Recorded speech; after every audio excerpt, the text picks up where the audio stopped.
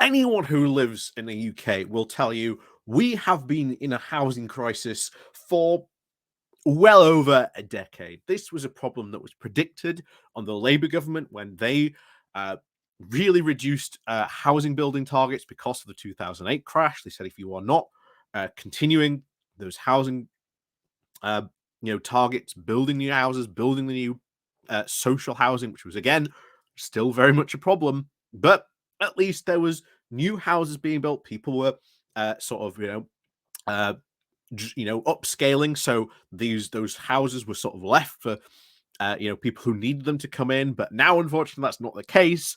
We are in a complete mess. And especially so because over the past 10 years, the Tories have not fulfilled the pledge to build new houses, not even social housing.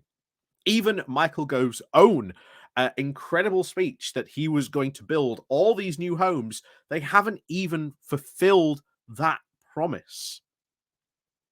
So why on earth should we now believe Michael Gove's fantastic new plan when he is going to create Cambridge into this wonderful new Silicon Valley, which, by the way, at some point or another, pretty much every city in the UK has been called the UK's new Silicon Valley.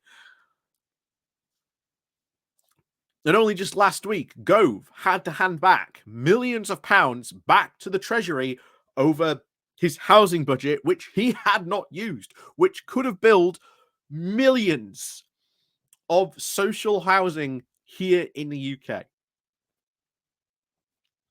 Now, the big reason why this has happened is because partly the Tories are in absolute fits, shall we say, of fighting against each other over what we call not in my backyard or yes in my backyard, which is nimbyism and yimbyism.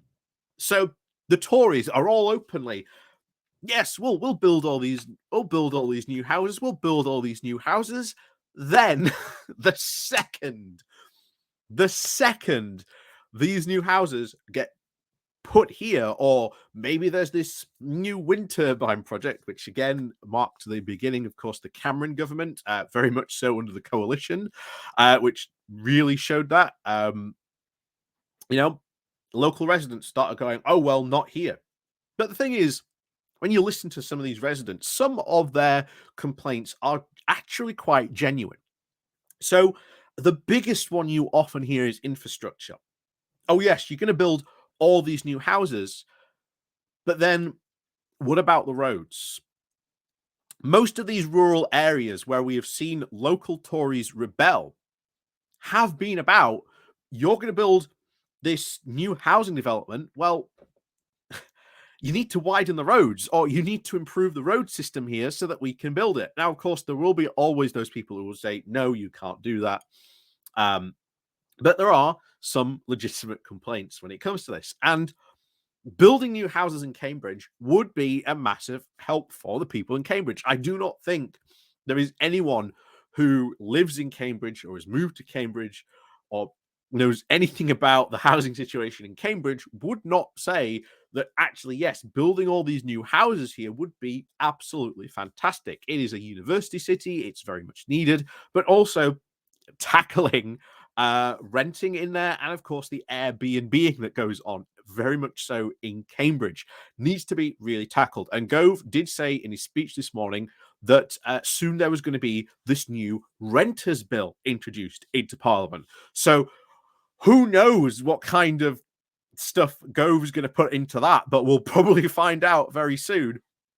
But what was most interestingly, of course, about this is that openly all the Conservative Cambridge MPs have rebelled against Gove. They have come out and they've openly said this is nonsense. And one Tory MP in particular, his name is Anthony Brown. He's an MP for the government. He has called this absolutely nonsense. So he's the Conservative MP for South Cambridge. And this is what he had to say about hearing this. He said, I will do everything I can to stop the government's nonsense plans to impose mass house building on Cambridge, where all major developments are now blocked by the Environment Agency because we have quite literally run out of water. Our streams, rivers, and ponds already run dry. This is what I was talking about earlier, that there are legitimate concerns. And when we talk about infrastructure, you're not talking just about roads. You are talking about this, in this case for Cambridge. There is a massive water need, that we need to look at building more reservoirs, increasing the water supply down there for residents of Cambridge, or else they will find that they don't have any water. So infrastructure is more than just building roads, but it's also things like schools, shopping areas, a ton of other things as well that people want for these areas, not just houses. And this is the thing, the tunnel vision that the Tories have been on for years. They just go, we'll just have to build housing. And this is what is been very, very much what we call the social conservative over there, who have sort of rebelled against this, saying, oh, look, well, yes, we want new houses, but you need to also put money into this as well. And they are not putting money into that, as we've always said. They are not doing things correctly in the right way and assessing other problems that, if you're going to build all these houses, well, what about the roads, the plumbing infrastructure, the water infrastructure, or potentially new schools you're going to have to build, new hospitals, GP surgeries? There's a ton of stuff that has to be considered. Just because you're going to build these new houses, infrastructure has to be there as well. But he also had this to say as well. So Brown said that there was just not enough water available in Cambridge, and unless the government can actually address its water shortage, he says that these new proposals for this brand new urban quarter in Cambridge will be dead on arrival, he says. But this is what he had to say from his tweet. Cambridge already has about the highest house building in the country. And under the local plans, it will set to see double, with over 50,000 new homes by 2025. Effectively doubling the size of Cambridge. But there is one pardon me. There is one major problem. We have run out of water. For the first time ever, the Environmental Agency has systematically blocking all new major developments around Cambridge because there is no water for them. We are one of the driest parts of the country with the highest population growth. I have campaigned for a new reservoir, and there are now plans for two, one in the Fens and one in Lincolnshire. But they will take nearly 20 years to build. I have written to the water companies to try and speed up the construction, but they say they can't. Our rivers, streams, and ponds are already running dry. The wetland reserve at the Falmere, where I grew up, has now only has water in the summer because the Environmental Agency pumps it in there. There is not enough water for the existing housing, and there is not enough for the major expansion of the housing already planned. And there is not even enough for any government plans for a new quarter. And as I say, unless the government can say where the water will come from, its plans are dead on arrival. So this is really the Tories once again opening up on civil war against each other. And it does seem that most of the Conservative, well, actually all the Conservative MPs for Cambridge are up in arms and are pushing back heavily against what Gove has spoken. And at the time, of course, I'm doing this, he only gave the speech roughly about an hour ago. And already there has been extreme pushback on this. So what happened to these government plans? Bear in mind, Gove got heavily questioned by reporters when he was taking questions. Why should we trust you to build all these new houses when you aren't even meeting housing targets? I mean, there's this one from Peter Apples, who's an editor at Housing. He's one of the government's, one of the sort of industry's sort of leaders when it comes to looking at this. So the government is trying to talk up to fulfilling its manifesto pledge to build over 1 million homes today.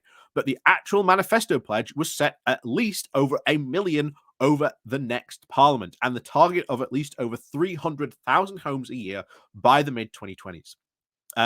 They will get the former, and they are miles from the latter.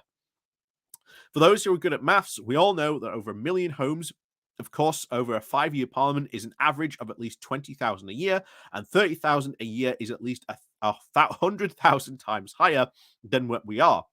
We're hovering just around the 200,000 figure, but showing no upwards towards that trajectory.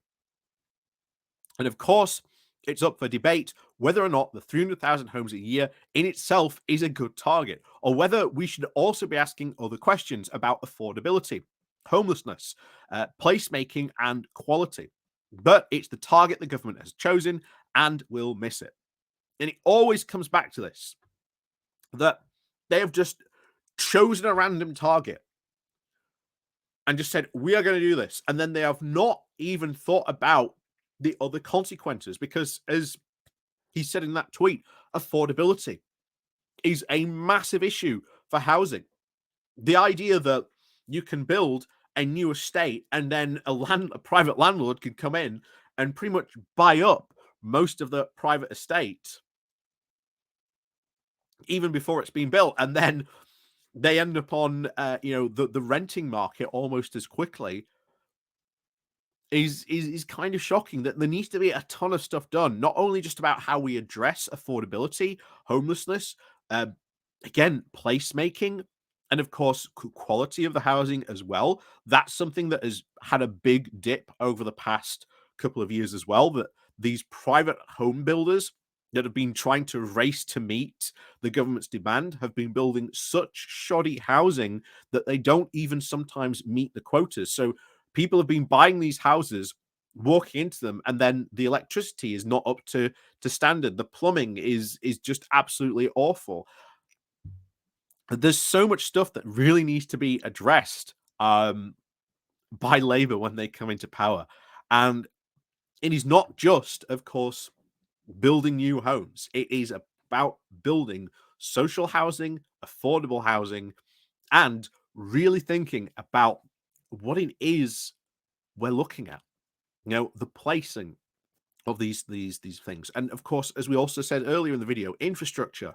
They've got a big problem with water supply in Cambridge.